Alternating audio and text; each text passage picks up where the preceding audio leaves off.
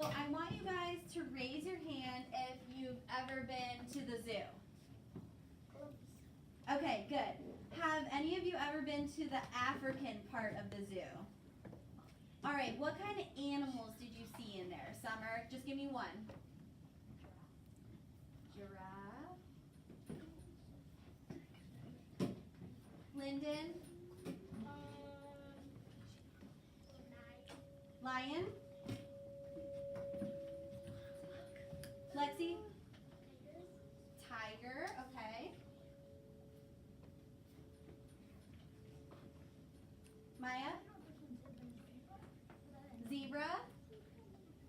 That's okay if you don't remember. I'll just jot all your ideas down here. And then we'll go over the animals that are in the African culture next. Cody? Hippo. Okay, you might have seen a hippo. Madeline? What's it called? Like the little baby lions. I think they're called cubs. Okay, so cubs. They're so cute, aren't they? Yes. All right, Kevion? Monkey. Monkey, good. All right, we'll stop there. So these are all the different types of animals you might have seen. What about the surrounding, the setting? Like, what did the environment look like in the zoo at the African part? Summer? Like how would it be trees? Trees, okay. And a what? Sand dunes, okay. Maya? A little bit of Grass? Lyndon? I was gonna say tall. Tall? And Cody? Like they have this one thing that lets sun even. Okay, so sun. And sunny. Okay, good. These are all really, really good examples of what you guys have seen.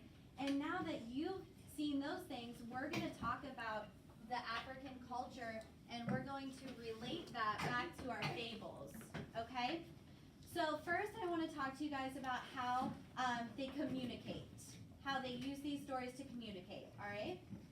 So on this continent, because Africa is a continent, not a country, not a state, it's a continent, the folk tales and fables and myths serve as a means of handing down traditions from generation to generation. Does anyone know what a generation is? Summer?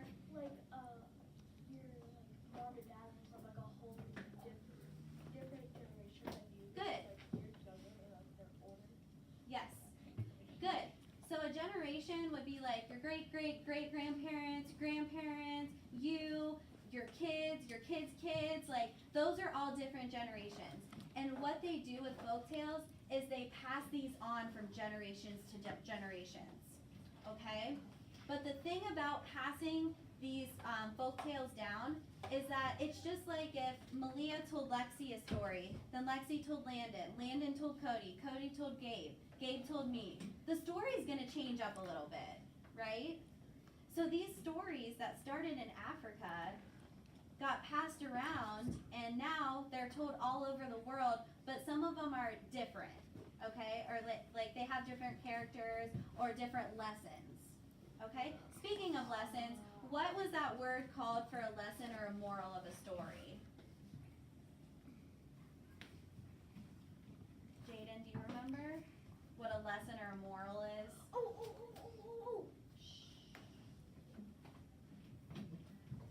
We filled out that paper yesterday about the lesson.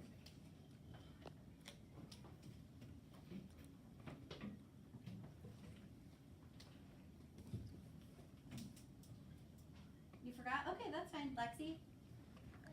A theme. Good. So a theme of a story is the lesson or the moral that the author wants you to learn.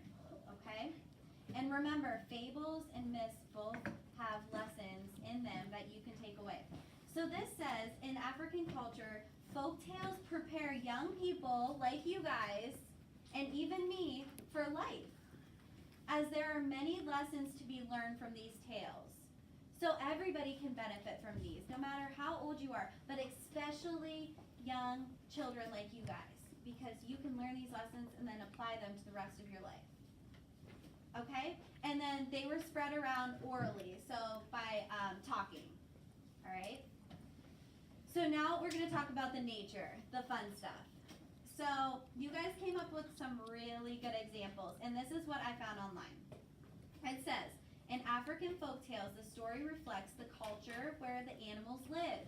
So obviously, if the stories are from Africa, the author is going to use animals from Africa.